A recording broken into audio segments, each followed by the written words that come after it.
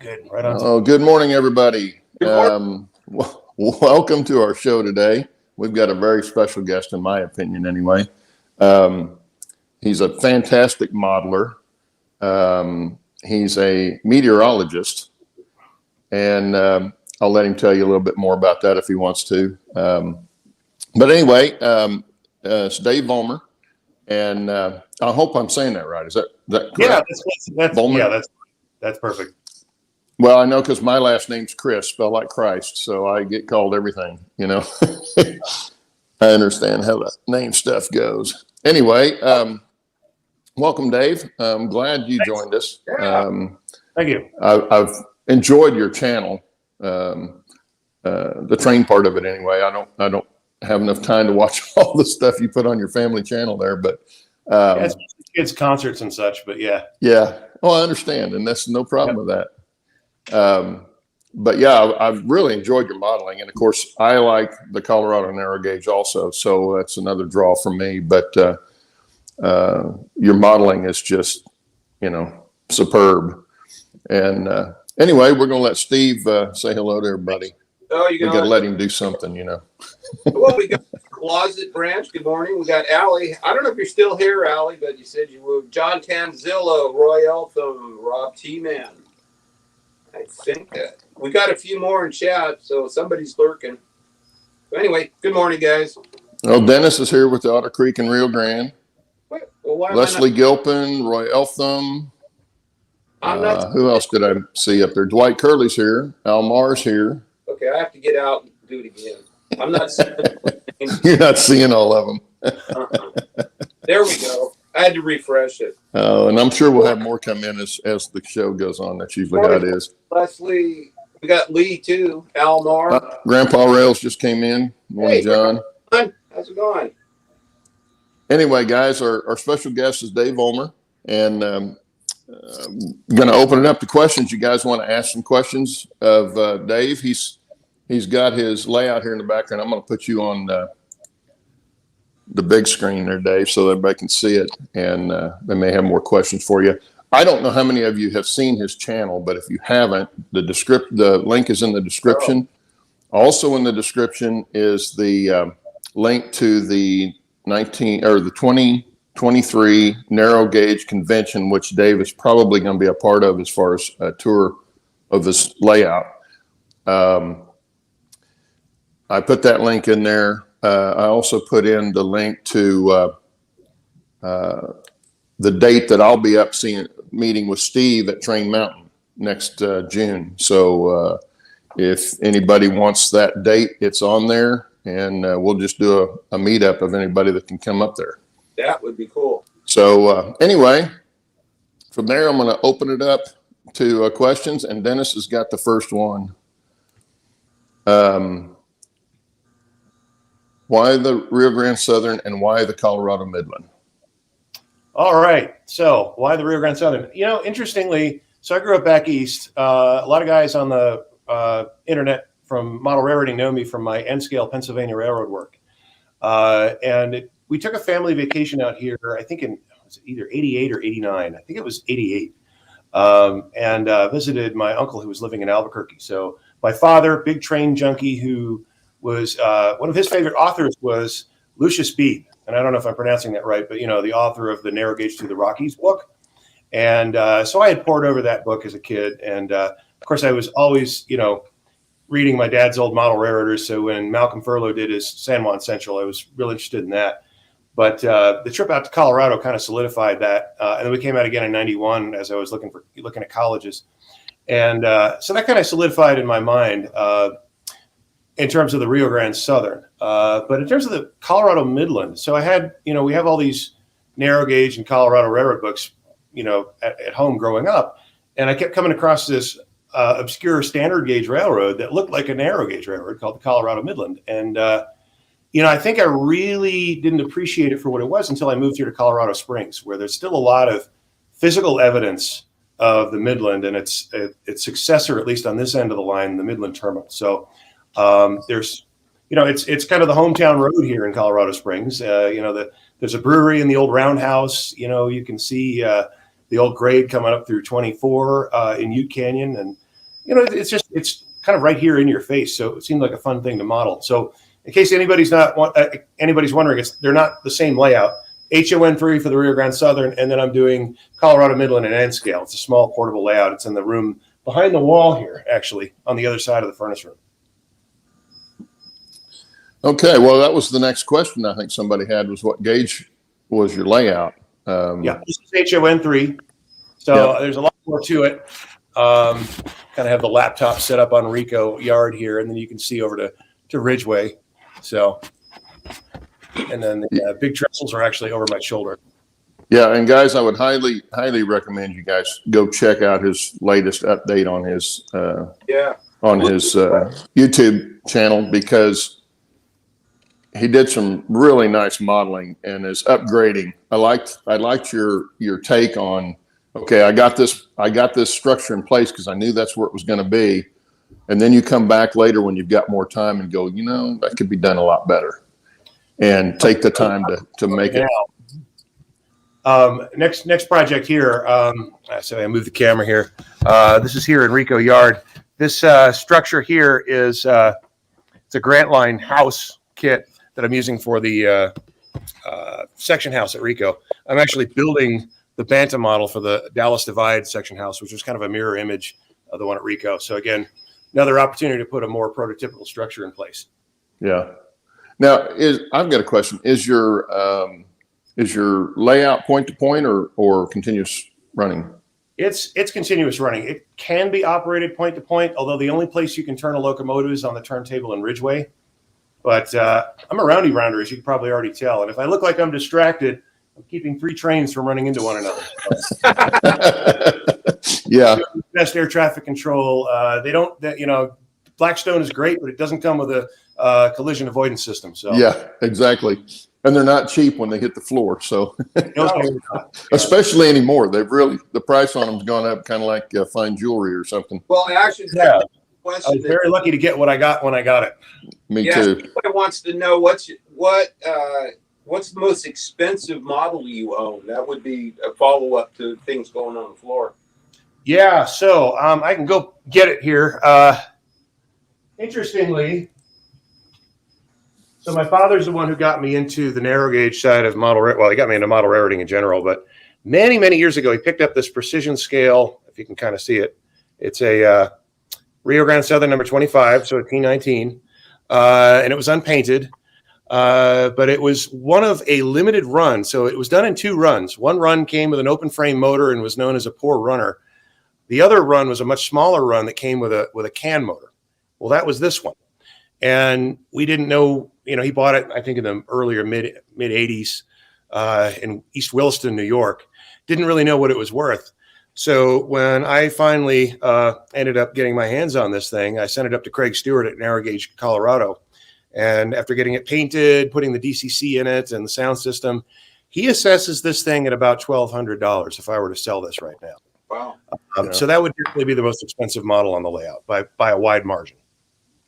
Yeah. Precision scale. I'd love to see one running in person.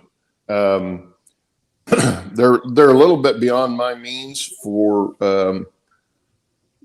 what I do, but I have enjoyed looking at pictures of them on eBay and such for sure.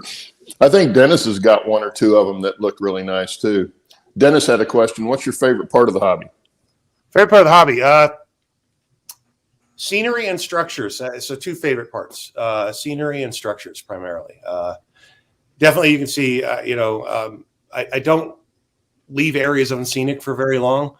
And I often go back and I redo it. I either add more weeds, take away more weeds, add more trees and so on, but definitely scenery. And actually I think in a lot of respects, with a few exceptions, you really can count structures as part of the scenery. So.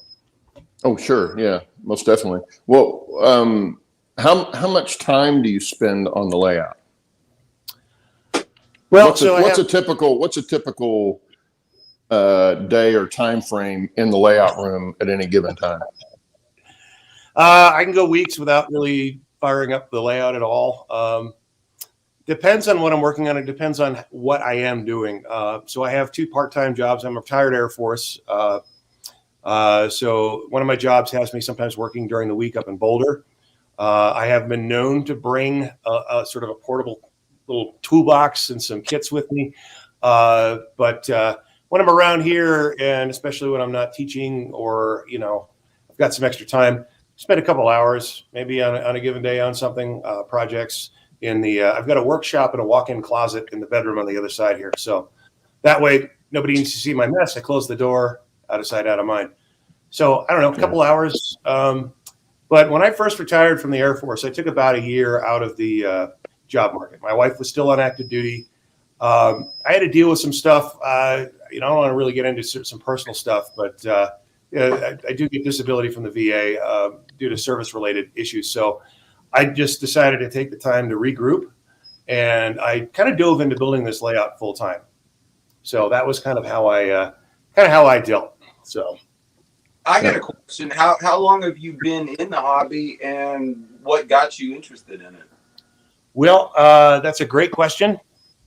I've been in the hobby since, I guess you can count my first HO train set in, I guess I would have been 8. So what, 82, I guess? So, and that was a young pup. Yeah, that was a Bachman HO scale. The Bachman Crapmaster, war bonnet Santa Fe. And so my father put together a 4x6 table that, I kind of, tried to scenic unsuccessfully. And it was one of the Atlas. No, I know what it was. It was the track plan from, the Small Railroads You Can Build book from Kalmbach. It was called the Yulee Central, I think. Yule Central, because it was like a Christmas project, but the backstory, they pronounced it with 2 syllables. Anyway, long story short, that kept me busy probably till high school, where I kind of got out of model railroading for a little while. I kind of tinkered with it kind of in secret because that wasn't a cool thing to do in high school. And by that time I transitioned into HON3 because of a couple trips out to Colorado. Wow. And Dennis says his wife's giving him the evil eye now. And he's thanking you for that. So he'd have to elaborate. I don't know why. Maybe because the price of the brass engine. Yeah, that could be. Now you also built a N scale. Was it Pennsylvania Railroad or? Yes. Yep. I did that for many years. N scale Pensy. So my family is, and like I said, originally from back east. My folks live in Lancaster, just a few miles from Strasburg, and so my understanding of what a proper locomotive looks like includes a keystone on the front and a square firebox. And so I going to Penn State. The woman who's now my wife, on a couple of dates, we went out to Horseshoe Curve and down to the East Broad Top. So very understanding. I'm guessing. I was to Lancaster once, and we got chewed out by the local Amish. They said, no, it's Lancaster.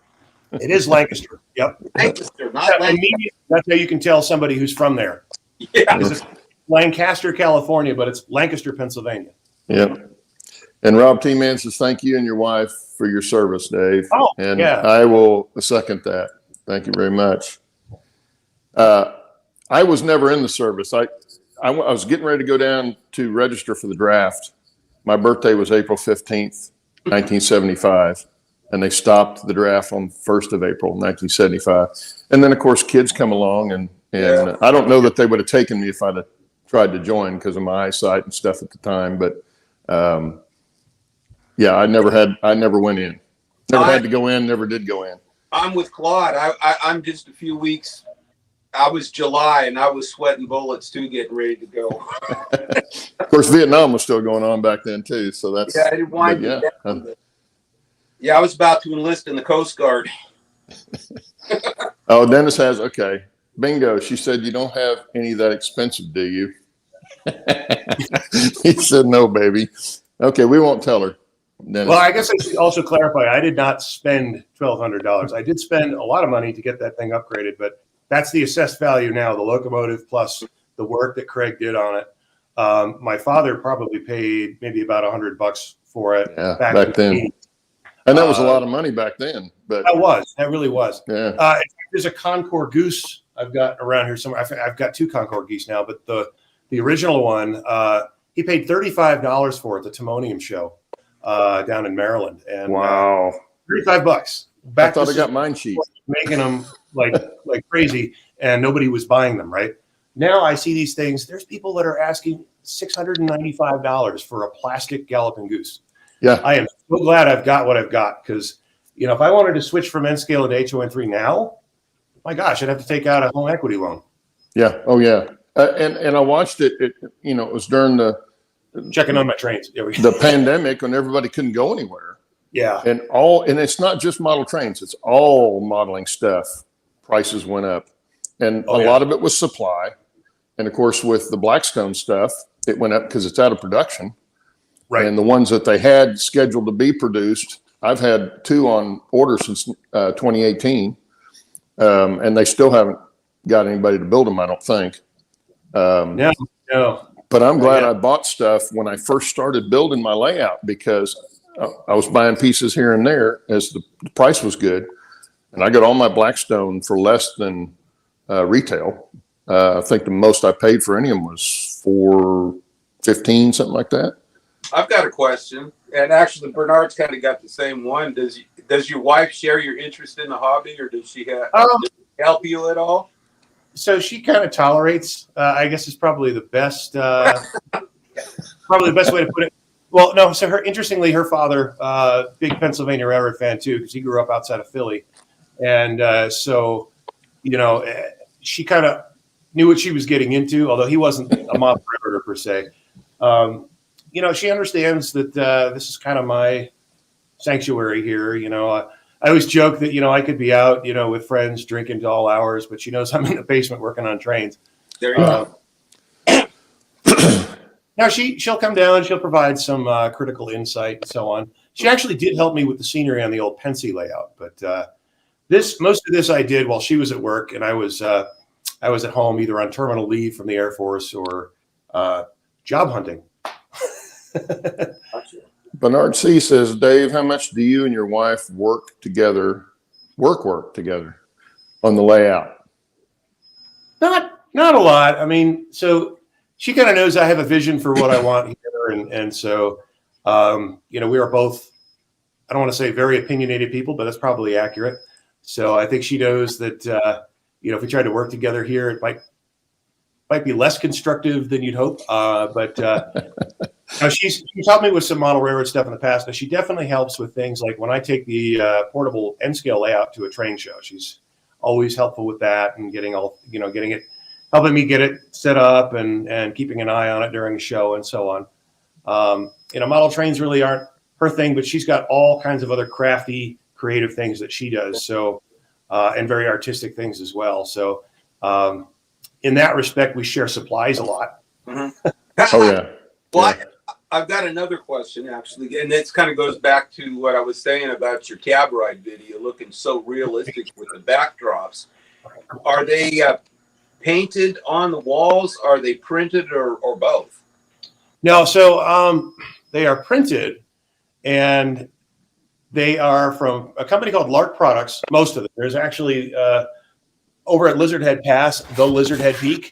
That's a photograph I took when I was exploring the RDS roadbed. But anyway, they are printed on heavy cardstock, and they're just kind of stuck with double-sided tape up against the wall. They were meant to be temporary, and you know how temporary things are. Now, those are the ones that you get on the CD, and they print out like notebook paper size? Yep, and they scale out, and you just take a straight edge and a new X-Acto knife, and you just cut them together. They really come together quite well. I've got that CD, so I know it's the first thing I bought from him. But then I went with the full sheet backdrop. Okay, wanted to know where 41 with their maintenance away train was. Coming into Lizard Head now. Okay, good. Anyway, so I mean, they were meant to be temporary until I could order the nicer ones. But I found as I was mixing and matching and photoshopping out some things and blending them together that, I don't know, the whole temporary becomes permanent. Problem. Yeah. Well, Dennis asked again, what's your least favorite part of the hobby? Oh, absolutely wiring. Hands down. I didn't even have to think about that. With a close second being track work.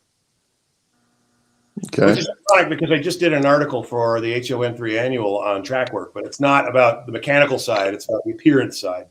So that's more of a scenery thing. That leads into the next question Yeah. from Dennis. How many times have you been published now?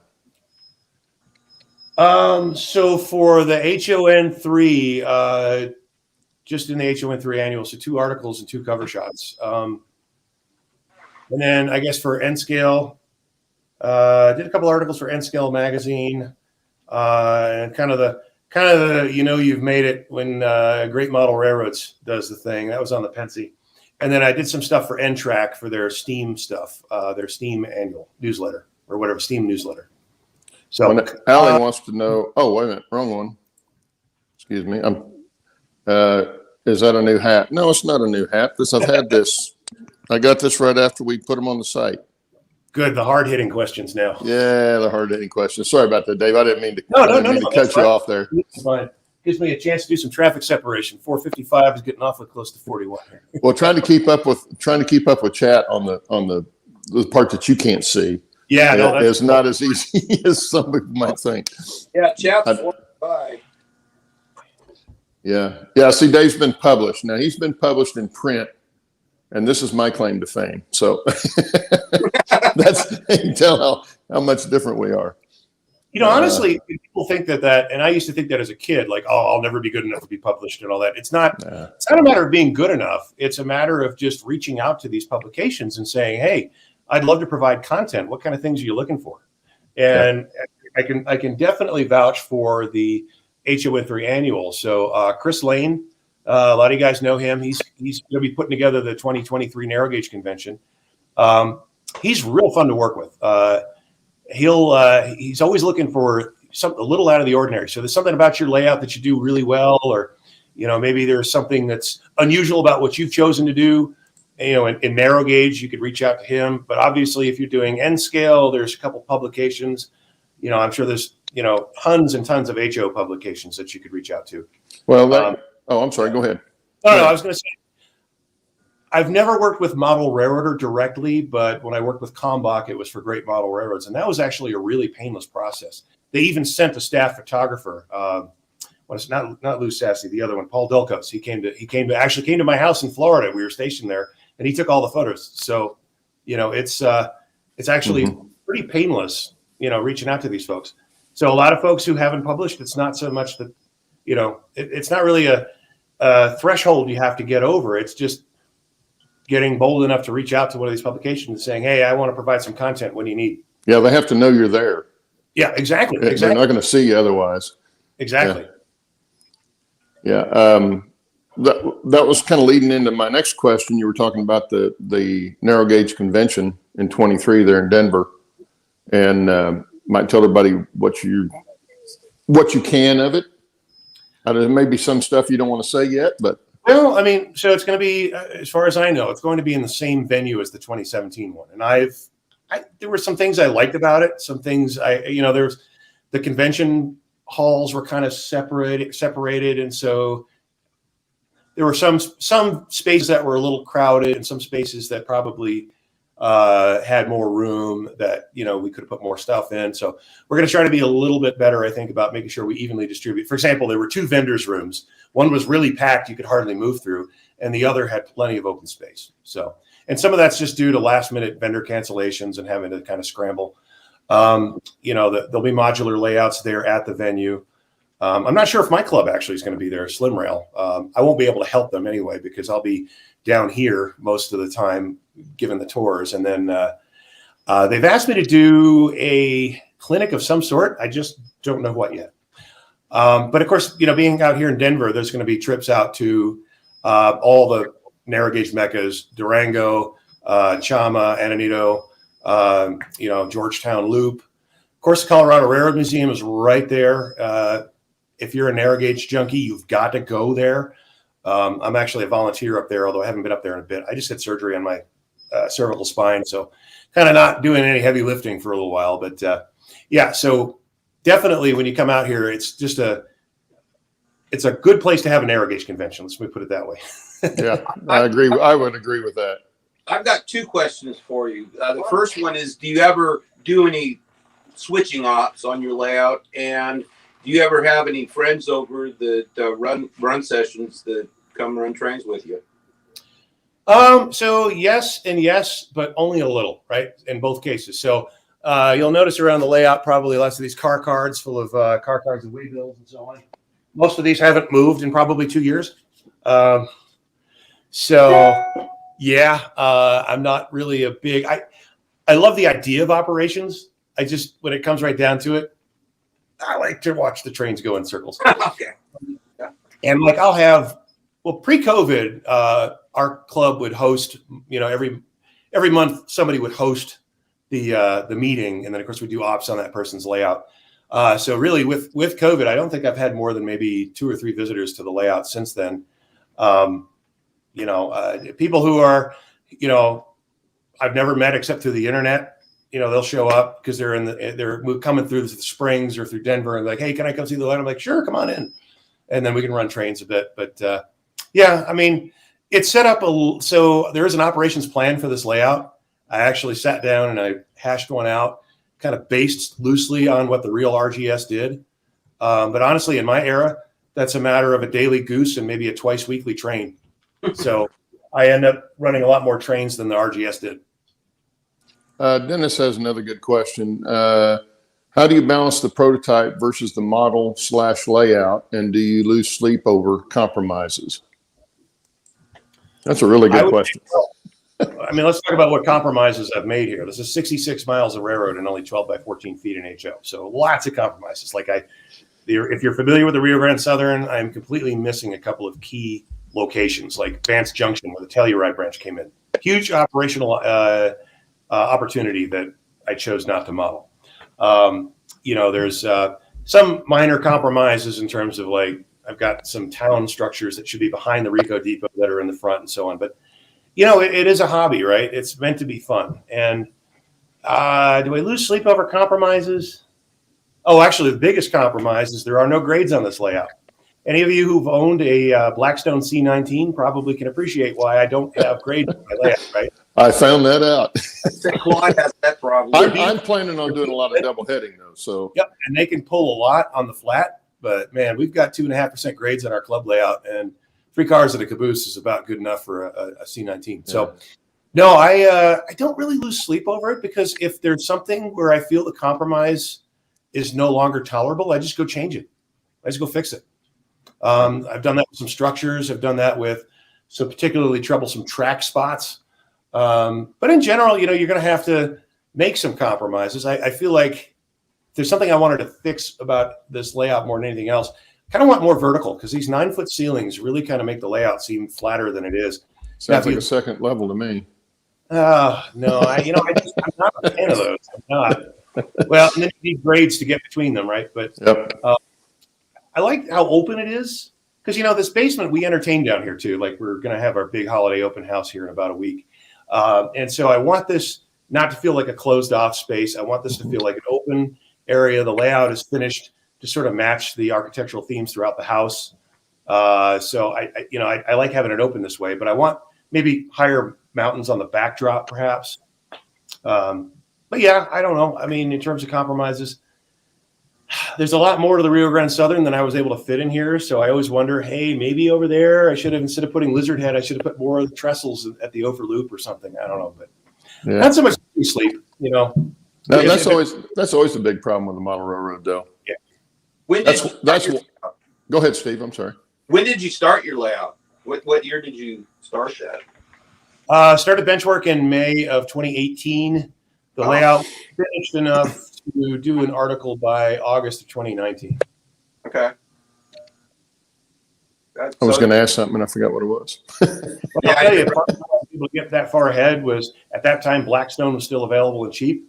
And if I had taken all that time to build all those rail line boxcars that I still have sitting on the shelf, I'd still be building boxcars and there'd be no layout behind me.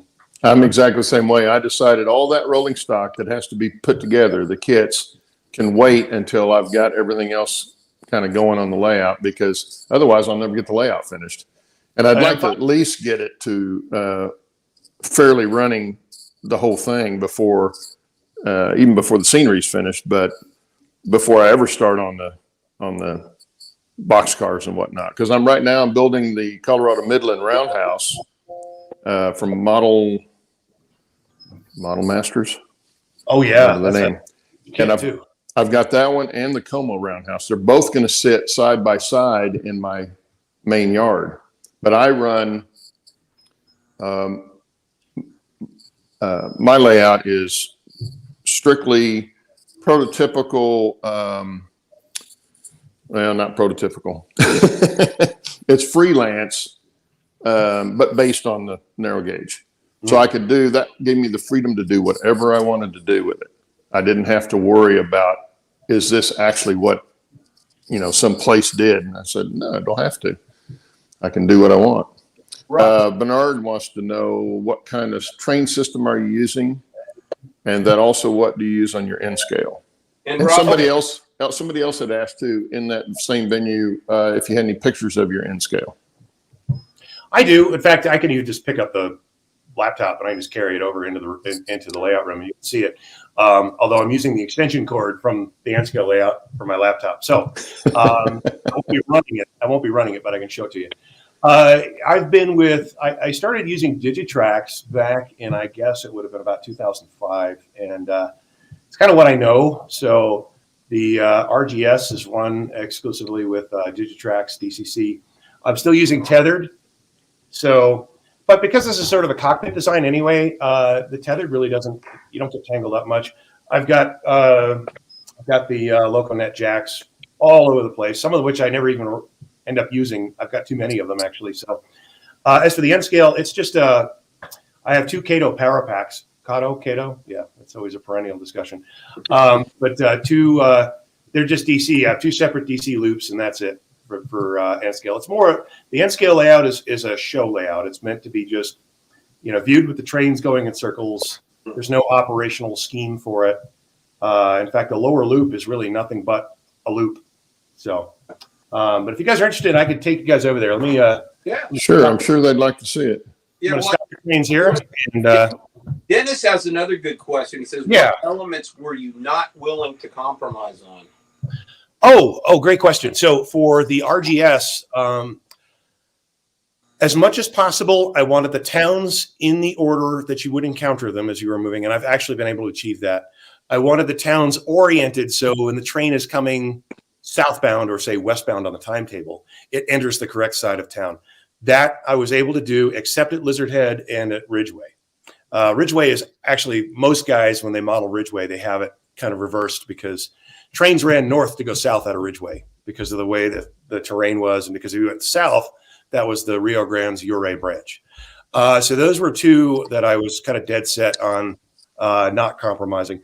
For the most part, the track orientation in the different areas matches real plans. I think I left the scale track out of Rico and then did a little bit of creative stuff in Placerville, but like the engine terminal at Ridgeway, all of the tracks that were present in the engine terminal at Ridgeway are represented on my layout. So there were a couple things that I was kind of dead set, got to do it that way. Especially when it comes to, and I'll take you over Ophir here. Ophir is one of those scenes, if you're doing the Rio Grande Southern, you've got to get it right. So I try to make sure that, there were no compromises in terms of 45A, how the track goes through Ophir, and so on. There's a few structures most people aren't familiar with that I couldn't include, but all the major structures we associate with Ophir are there. So I wanted to make sure I got Ophir correct. That looks great. That's amazing. We'll take you over to under the duck under. Oh yeah, that's the. Yeah, I still remember looking at Cullenbach's book. I think it was 101 layouts, and having the Ophir loop. They kept continuously talking about Ophir loop and stuff on layout drawings and stuff, and I had never heard of Ophir before. And of course, this was back when I was in high school, and that's what kind of got me pushed toward the narrow gauge too. Because once I found out what it was like, man, that's got some character to it. Okay, so this is the N scale Colorado Midland here, so you can kind of see. It's really just a lower loop and an upper loop. lot of these structures are the Wild West scale model structures, which are just amazing. They're very delicate in end scale, but when you get them done, there's nothing else like it on the market. And then I got a scratch built mine structure back there. You can kind of see it. And then if I can flip it around, sorry, it's kind of awkward with the laptop. Kind of see the back scene here where we've got, the big steel trestle that's typical of the Midland. I'm going to move this out here. Crossing over. So you kind of see that sort of thing crossing over the tracks. So anyway, that's the end scale. So this is meant to go to local shows. Unfortunately, it should have debuted in November at our Train Expo Colorado show here in Colorado Springs. But of course, Colorado School of Mines, where my son is a freshman, decides that, we're going to do Parents Weekend that weekend, which is like the weekend before Thanksgiving. So I'm like, that's a weird time to have it. But we went up to hang out with my oldest boy and then watch a football game. So did not get to do that. So the next TICO show, I think, is in the spring. So I'm hoping to have the layout there for that. I actually went up there on a visit my senior year to Colorado School of Mines, and was most impressed with the tour of the Coors plant. Oh yeah. So yeah, that was I remember that well. Dennis has another question. Sure. What elements were you not willing to compromise, and why? Right. So kind of as I elaborated to before, I really wanted to make sure the towns were in the right order, and that the towns were, as much as I could make them, oriented correctly to a train moving through the scene. I don't know why those are my hills to die on, but they were. Rob T-Man has a question. Do you see yourself having to move anytime soon? He said that work on that layout, he said he'd hate to see things torn up. Well, so it's embarrassing how many layouts I've had that have ended up in the dumpster. But, we just did a couple of things here. We just refinanced the house, and we're putting a solar system on the roof that's going to basically produce 100% of our usage. So those are things that kind of are markers that we're not moving anytime soon. So, Yep. well, I should say, it will offset our usage because obviously it won't generate at night. But yeah, we did that. Yeah, we did that in the house we were at 36 years, and now we've been in this one 7. So, but point being, my wife and I finally decided, look, especially looking at what's happening in the housing market, so she got her job down at Peterson Air Force Base here, which she'll be with that job for a while. I'm sort of telecommuting to Boulder for my job. We don't really have any reason to move, and we love our neighborhood. So I suspect we're going to be here for a while. What's more likely to happen is that I'm probably going to get bored of this layout before we're ready to move. In which case, who knows what'll follow. I'll tell you one thing that's always kind of been in the back of my head is, and I don't know why, but if you're familiar with, Arizona copper mining, the United Verdian Pacific was a narrow gauge railroad that kind of climbed into Jerome, Arizona from the west side. It was just a neat little railroad, and it didn't have the same variety of operations that even an RGS might have, but it's definitely unique. And I feel like ON 30 is perfect for that sort of thing. And so that's always kind of been this, gee whiz, I could probably do that. And who knows, maybe instead there'll be an HO scale, single track Pensy branch based on Pensy in Lancaster County. Who knows? But for now, I'm happy doing this. And, I could maybe change out some scenes here and there as I've been doing just to keep it interesting. Yeah. Well, don't move before the N-gauge convention or the narrow gauge convention. Well, there was a danger of that happening some time ago. That danger has passed. Good, because I'm going to try and make this one. I missed out on St. Louis. I was ready to go to St. Louis for it, and then COVID hit, and that kind of messed that up. So, Dennis has another good question. Well, you're full of them, Dennis. Let's get these trains. What are your biggest modeling inspirations? Oh, biggest modeling inspirations. My gosh. Well, it's going to sound cheesy, but let's start with my dad. My father's the one who got me into this hobby, and watching the meticulous way in which he builds his models. He does a lot of scratch building. I used to sit as a kid and just watch over his shoulder for hours when he was scratch building some structure.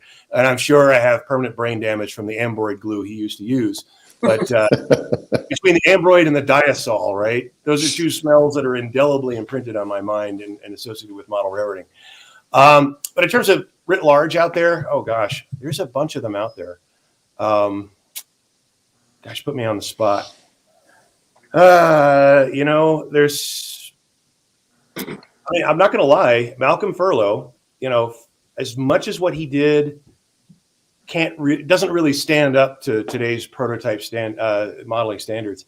The artistry that he applied, and that's really what he was doing. He was building a three-dimensional operating piece of art. It was never meant to be a model of a railroad. It was just model railroading was the venue for his art, right? When you look at his work, it's like, holy cow, that's the Colorado narrow gauge, even though it doesn't represent any real scene that you and I have ever seen in a book or in person. And so the ability to kind of just transport someone into that environment that quickly, I think really speaks to his artistry. And I used to be one of those people who poo-pooed, oh, he overweathers everything. That's not realistic. But I began to realize, now that I know what he was trying to do, freaking genius, right? Yeah. But there's other stuff out there. I really like Dave Meek's Thunder Mesa layout. That's a great one.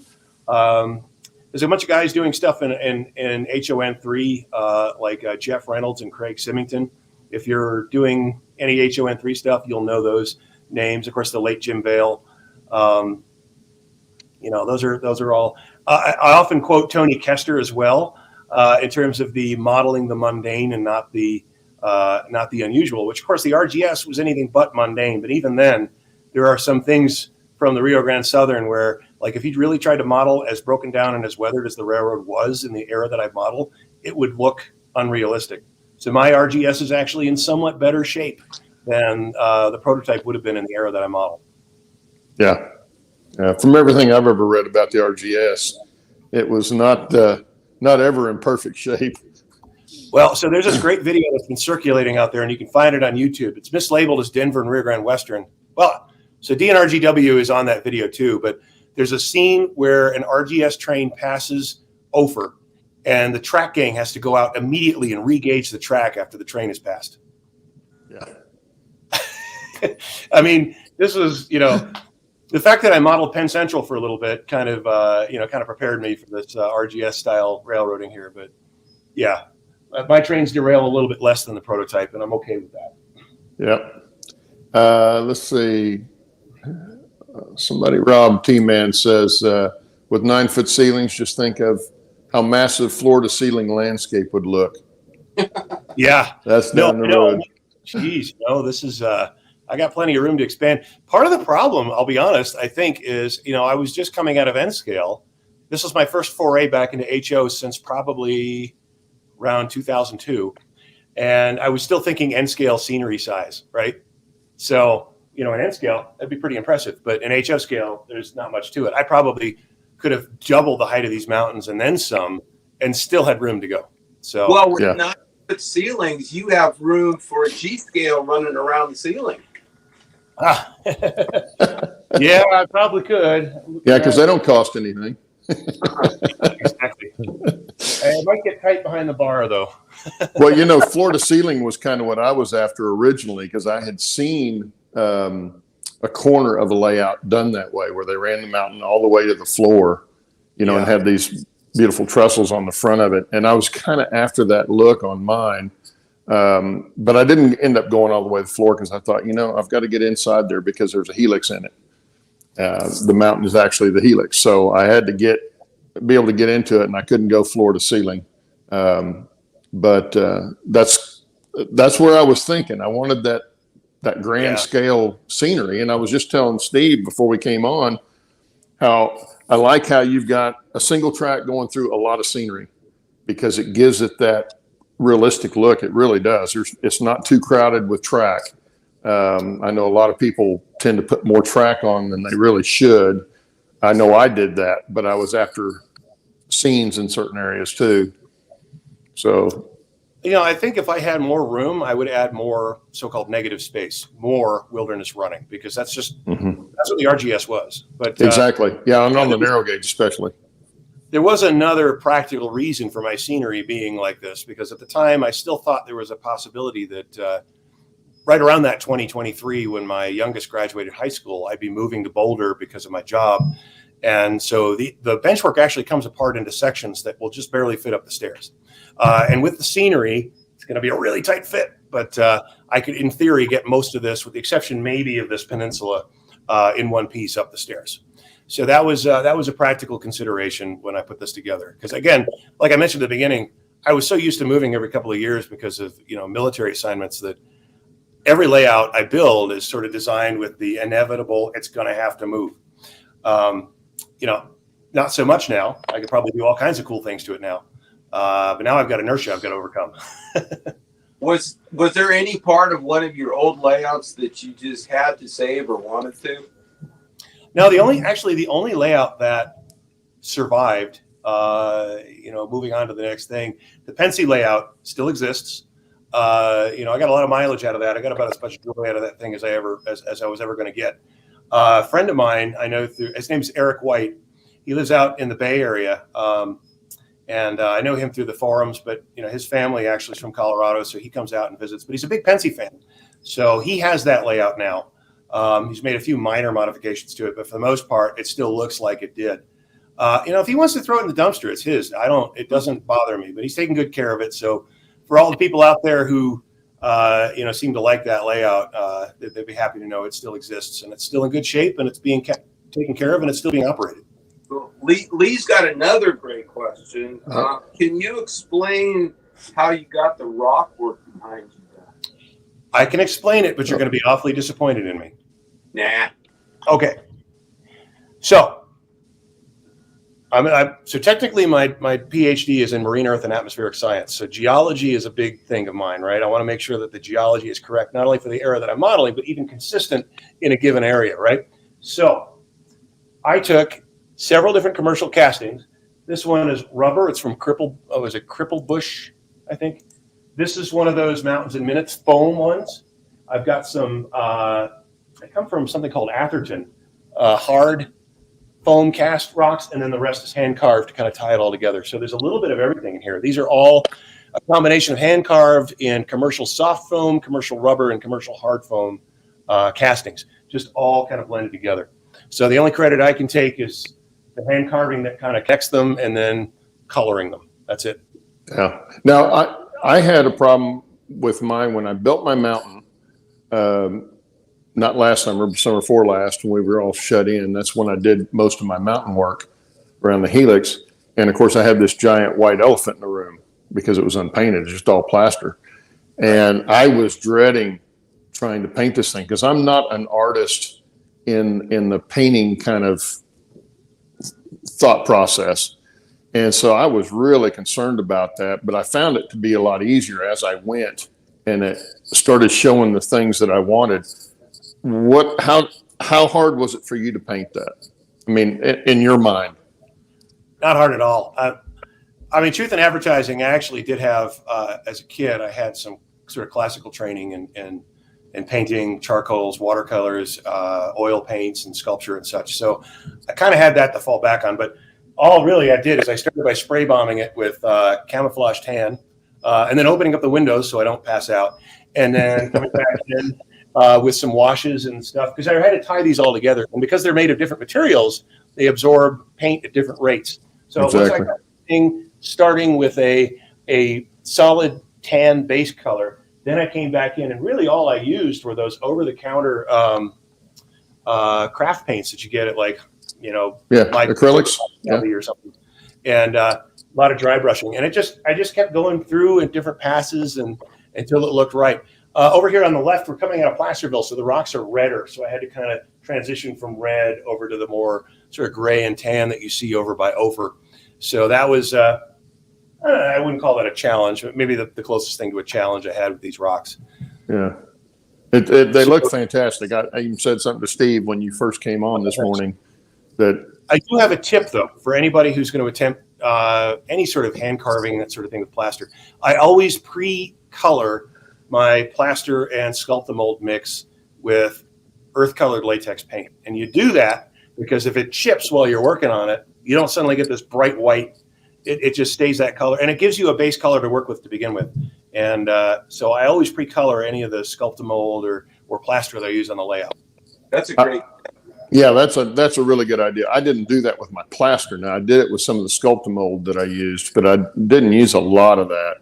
The downside to that, though, is you can't stain the rocks with the really light, really thin colors that you see, like, you know, in the videos and the magazines where they just slop on the stain and stuff like that. Because once you pre-colored it, it doesn't absorb the stains as much. But I don't do my rocks that way anyway. Yeah. What do you do for lighting? Yeah. So lighting. These are commercial, like warehouse grade, 250 watt equivalent LED 5000K bulbs. So this really is bright. The camera doesn't really convey just how crazy bright it is in the layout section of the basement. But that provides more than enough lighting for me. I insist on using daylight bulbs. So 5,000K, 5,000 to 6,000K would be daylight. Mm-hmm. The colors just look so much brighter. And when you try to color match, you're color matching the photographs taken outdoors. So exactly. Yeah. So that's what I do. There's four recessed cans up here, but the bulbs actually drop a little bit below the recess. So it's kind of perfect for my purposes. Yeah. So it spreads out a little bit. Yep. And then if we were to go sell the house, I pull those things out. I put normal lights back in, and this becomes like where you put the air hockey table. Yeah. Yeah. There you go. There you go. I've already told my son, my adult son, that it's his job to take the layout down. When it comes to that. Well, I'm not going to move it again. Well, if you ever have to go inside your Helix, they'll just bury you in there. Yeah, they may have to. They may have to, the way my knees are anymore. Yeah, that's one thing I considered, because I started my layout and then I had to change it because of the way I had done it. I thought, I'm not going to be able to get back in that. So I changed where the Helix was. And it's not super simple, but it's not really, really hard either. So, and I can get in and reach everything that I need to reach. I tried to keep everything down to a minimum, but you still got to get on your knees to get in there. And Bill's finally here. Yeah. Better late than never. Yep. Got to watch the replay on this one, Bill. Yeah, you'll have to watch the replay. Dave's been a great guest on this show. And I want to thank you again, David. It's been a joy, really has, for me anyway, because I'm right there with you with the narrow gauge stuff, and I'm sure you've been on all the trains out there too. So I keep telling people all the time, they're probably sick of me saying, go out to Chama and go out to Durango and ride the trains, because there's not another train trip, I think, in the country that's like either one of those. I would say the only one that I would compare, and probably the closest I'll ever come to riding the Ophir Loop, was back in 2016. We took one of those Disney Alaska cruises, and we rode the White Pass in Yukon.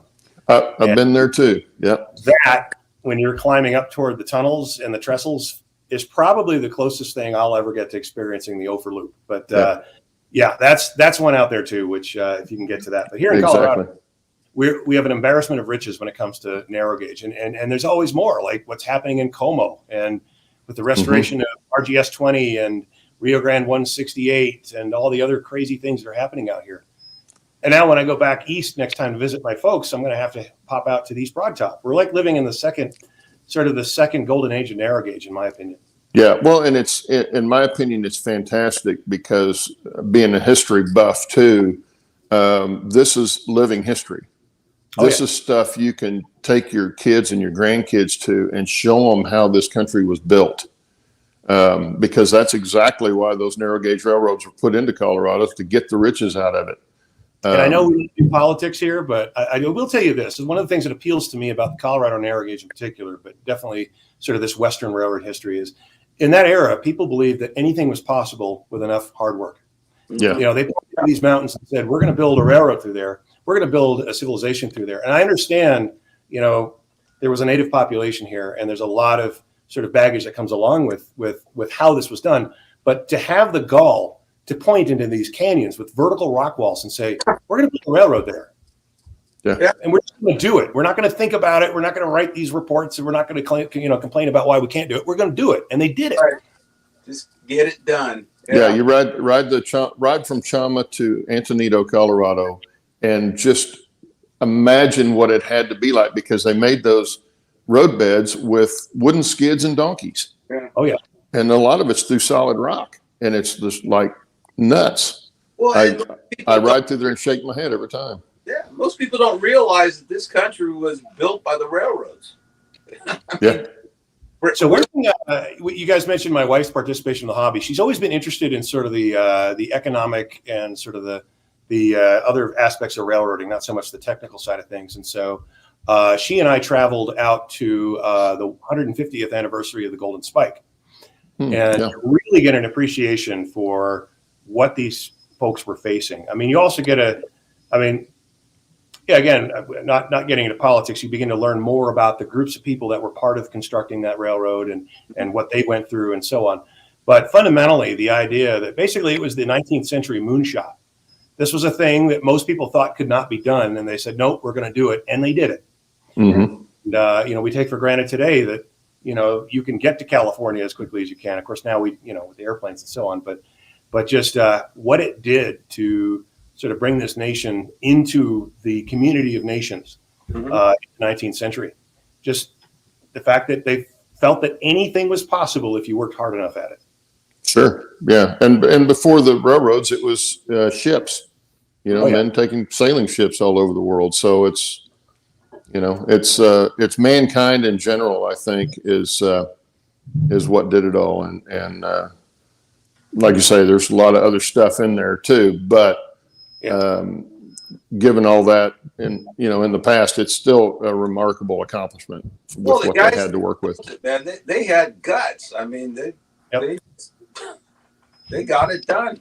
Well, I think too, I was talking to somebody about this. It might have been up at the Railroad Museum. I mean, these guys, some of these folks who were hard rock miners and who were railroaders, in order to provide for their family, they took on all kinds of risks up to and including death, and so if going into the mine every day and potentially dying in an explosion, which was a high probability, if that's what it took to put food on the table, they were going to do it. And that's an interesting mindset. As a retired military guy, I guess I can maybe that I relate to that a bit, but it's just a different. I'm not saying that that's how we should live today, right? It's important, and there's no sense in taking unnecessary risk.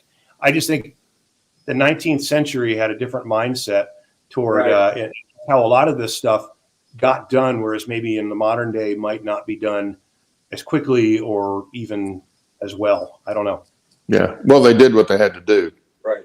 Like you say, regardless of the consequences, to get what they wanted, they had to do it because it wasn't going to be given to them. So, and one of the things I think that's most charming about the RGS is like a lot of these railroads, they were in a rush to build it, and so they kind of half-assed a lot of it, and with the expectation that there'd be money and time to upgrade it later. Well, later never came because of the 1893 silver panic, and so the RGS was still using untreated ties with no tie plates, and the tracks are held together with gauge bars pretty much toward all throughout the operational history of the railroad. There was never the money or the time to upgrade like they had expected. Colorado Midland was the same way. They spent a lot of money on the grade and a lot of the rock work and so on, but the actual track itself was in horrible shape, and they were always expecting that there'd be an opportunity and the money to do it, and they never could get out from underneath their poor track work. Yeah, and they went through probably some of the hardest terrain to run. Track through. Except for maybe the Silverton Northern and some of those that went up into the real steep stuff, trying to get to Ophir. That's the one place they didn't ever get to. But if you've ever driven over Red Mountain Pass and you look over and still see the road beds going up the side of the hill, and I just shake my head going, how in the world did they do that? And it took a lot of lives to do the that. audacity to point into that canyon and say, we're going to build a railroad there. And then, it blows my mind. And get it done. Yeah. I can't imagine what it was like in the day to see trains going back up the switchbacks up to the different minds of stuff. Well, Dave, it's been a great show. I'm so glad you agreed to come on. And, thanks for having me. This was interesting. I don't think I've ever done sort of a live Q&A type thing before, so this was a lot of fun. That's what we do here. Questions answered. I was expecting some real hard hitters. Hopefully, I didn't leave anybody hanging. No, we're not that sophisticated. Oh, I'll tell you, this is right on the list of one of our best shows. Yep. In fact, I'll probably send Big Bill a note. I don't know if you've ever watched his show. Who's Big Bill talking to? He's got a really good show. Had me on one day, and out of the blue asked me to be on. I don't know why, but but he did. But I'm going to have to shoot him your name, so you got to get Dave on that show, because there you'll get some better questions probably. But Bill's a great guy to talk to. Great. In fact, a couple of them I hadn't really thought through answers in advance, so they did keep me on my toes. So I appreciate that. Yeah. Well, that's the thing. We get the guys on, and they'll come up with something to ask for sure. Yeah. Would you be willing to come back again at some point? Yeah, sure. Well, we get it. I don't know about Saturday mornings, but we'll see. You're always welcome. Yeah, Yes, yeah, sir. sure. Give me a holler. Yeah, and maybe next time I'll feature the N scale behind me. Who knows? Cool. All righty. Well, that's our hour, guys, and thanks for everybody that came and watched. And Thanks for having me. Dave, again, thank you. Thanks, And Dave. love your layout. And I'm hoping to see it in person in a couple of years or a year and a Yeah. half, something like And if that. we deal with pandemic stuff by 2023, we got other problems. Oh, God, please. So anyway, well, Steve, everybody in chat, Yeah. thanks for showing up, and we'll see you guys later. Thanks, Dave. All right. Thanks a lot. Take care, everybody.